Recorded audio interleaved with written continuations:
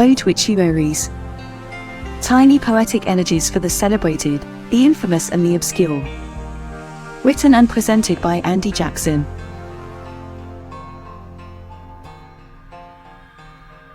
Welcome to the second Otwituaries Podcast for the month of May 2023. I've been writing these short tweet-length poems called Otwituaries to celebrate the passing of celebrities both great and obscure since 2012. They tried to capture something of that person in up to 280 characters. The only qualification is that the person has to be someone whose contribution to the world has had an influence on me, however minor. There are now nearly 800 of them. They aren't necessarily great poems, but they do come from the heart. The obituaries are published soon after the person dies, sometimes only an hour or two after the news breaks as a kind of instant response. They appear initially on Twitter, Facebook and Instagram, and then are gathered on the Otwituaries blog at otwituaries.blogspot.com. Please do follow them if you feel inclined. This month, we feature 3 musicians and a musical female impersonator, so strap in. We begin our May retrospective with Canadian singer-songwriter Gordon Lightfoot. Born in 1938, Gordon Lightfoot was one of the many artists to emerge in the late 1960s and early 1970s, which the music industry termed folk rock, a genre which didn't take off in quite the same way in the UK, apart from notable exceptions such as Donovan and Cat Stevens. You might therefore be hard-pushed to recognise much of Gordon Lightfoot's back catalogue. He had just a handful of very minor hits in the UK.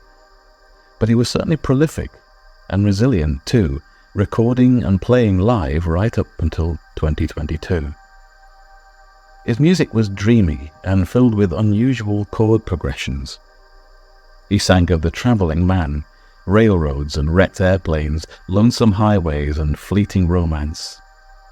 Listen to him and you're listening to polished Americana, or maybe Canadiana to be fair to him.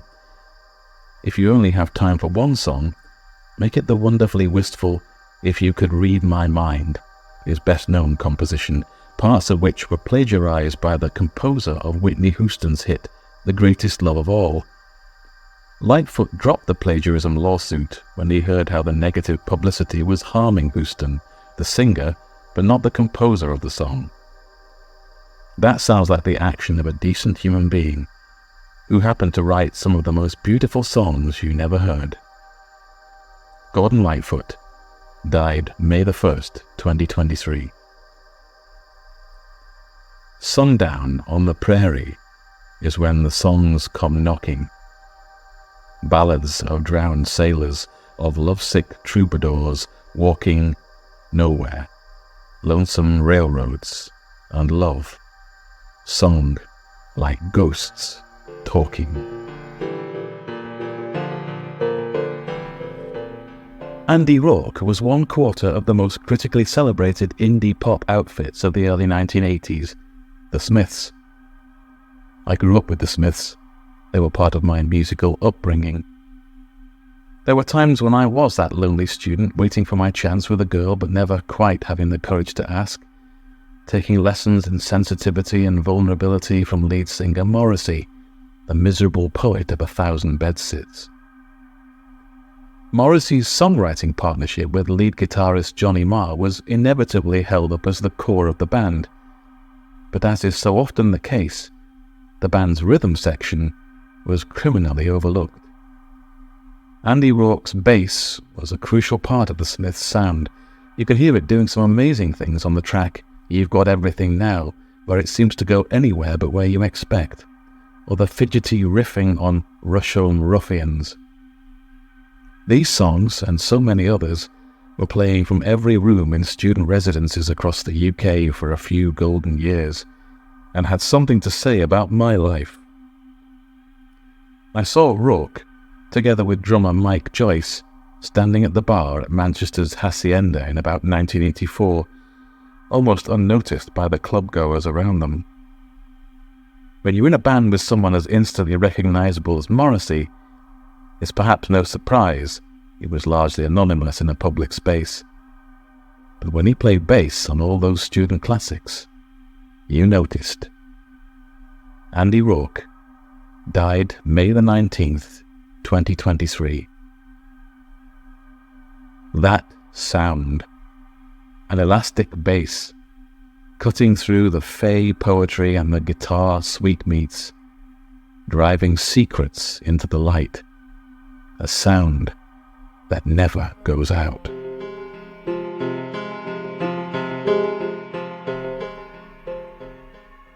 George Logan was one half of Hinge and Bracket, a comedy musical female impersonation act that enjoyed a brief but memorable run of TV and theatre success in the 1970s. He played Dr. Evadne Hinge as a highbrow pianist and singer, accompanying Patrick Fife's superannuated soprano soloist Hilda Brackett.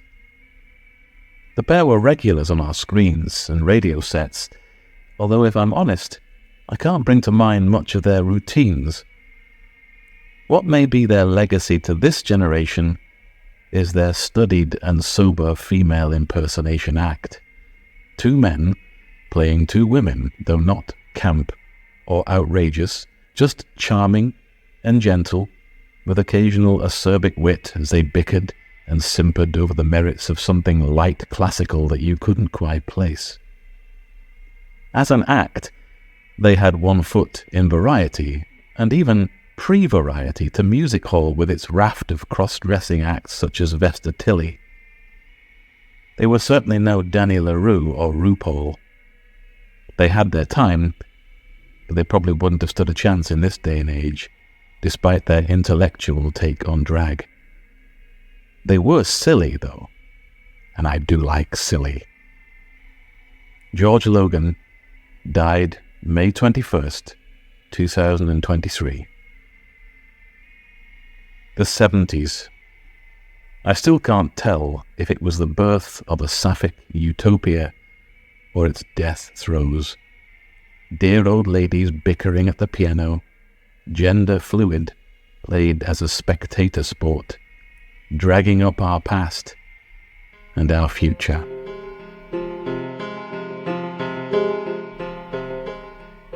What can I say about Tina Turner that hasn't been said elsewhere?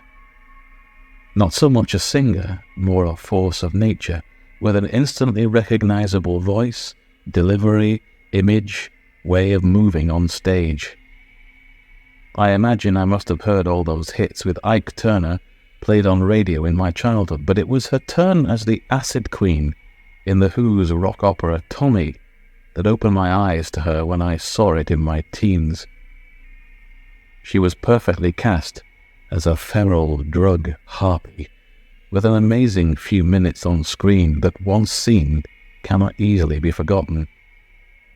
I was never truly a fan of her music, but when one of my favourite bands, Heaven 17, recorded with her in the early 1980s, I took a bit more notice. Her career was revitalised by this, and she soon became a global superstar all over again. In her earlier period of success, she battled many demons, and even married one of them. But she came through adversity and enjoyed hugely deserved, though unlikely, success. There, I got through that whole thing without saying simply the best. Oh, I've said it. Tina Turner died May 24th, 2023.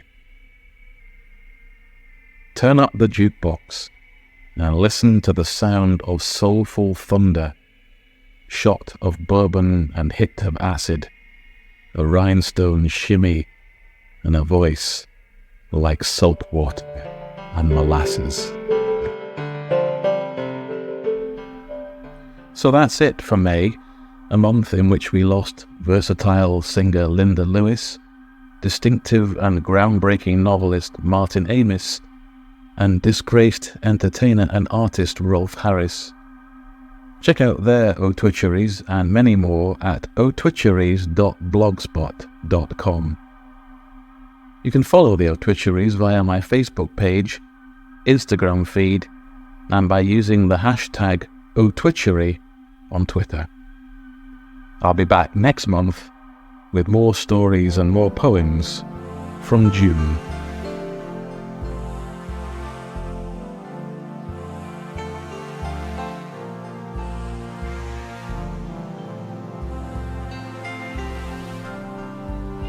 You've been listening to Otwituaries, a monthly selection of tiny poetic elegies for the celebrated, the infamous and the obscure. Written and presented by Andy Jackson. The music is by Mark Vivian.